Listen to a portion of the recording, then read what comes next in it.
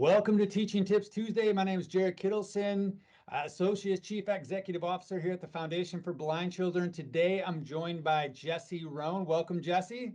Hi, thank you so much for having me. Jesse, what is your role at Foundation for Blind Children? So I am the inventory manager here in the media center, and I deal with all of our adapted material as well as our brailers. Excellent. So today we're going to be talking about federal quota registration. I know that is starting the first of the new year. Um, there's a lot of misconceptions about federal quota, so I'm hoping you can clear up some of those misconceptions and help us out with that. So my first question for the audience is, what is federal quota?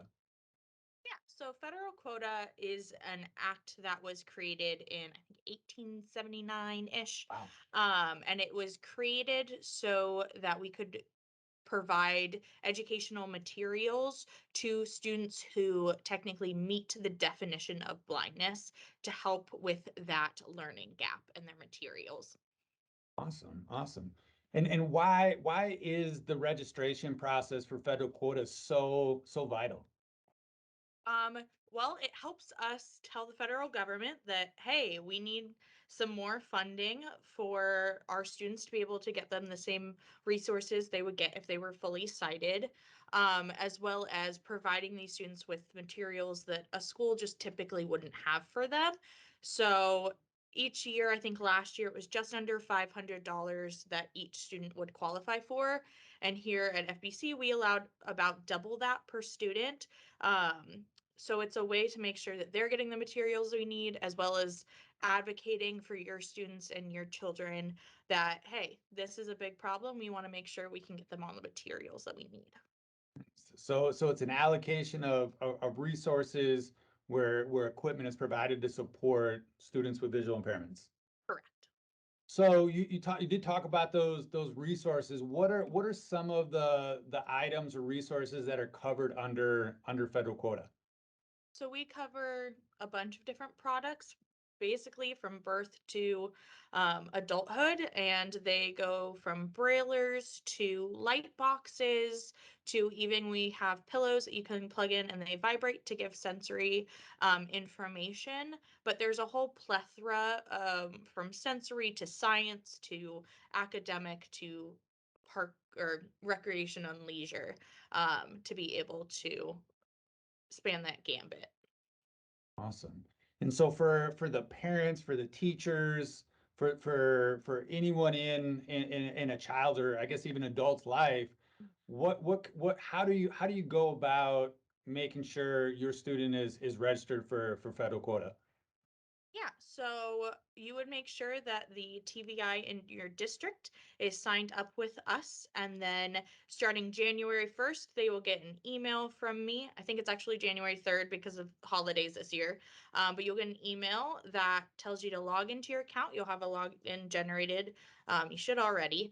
And then the TVI will fill out all of the student information. They will send out to parents a parent permission form. I believe it has to be updated every 5 years. And the teacher will keep that and just let us know that they have that. We can't register them without parent permission because we do give a certain amount of the kids' information to ASDB in Tucson to make sure they're not trying to register the same students, as well as the American Printing House for the Blind. That is who supplies the materials and they run this registration.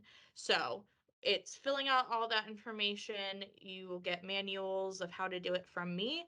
And then if you get any emails from me asking questions, just answering those, and we will get those students registered. And then it ends, the due date would be February 15th. So get in touch with your TVI is the best way to make sure your student has access to these materials. All right, and for our audience outside of Arizona, what would be your best advice for making sure if they're not working directly with us? I would say reach out to your student's teacher or your child's teacher.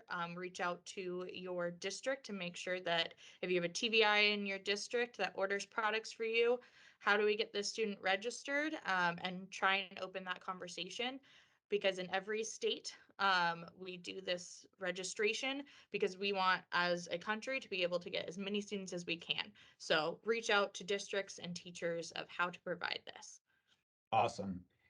Jesse, I appreciate the taking the time for this important period in federal quota registration.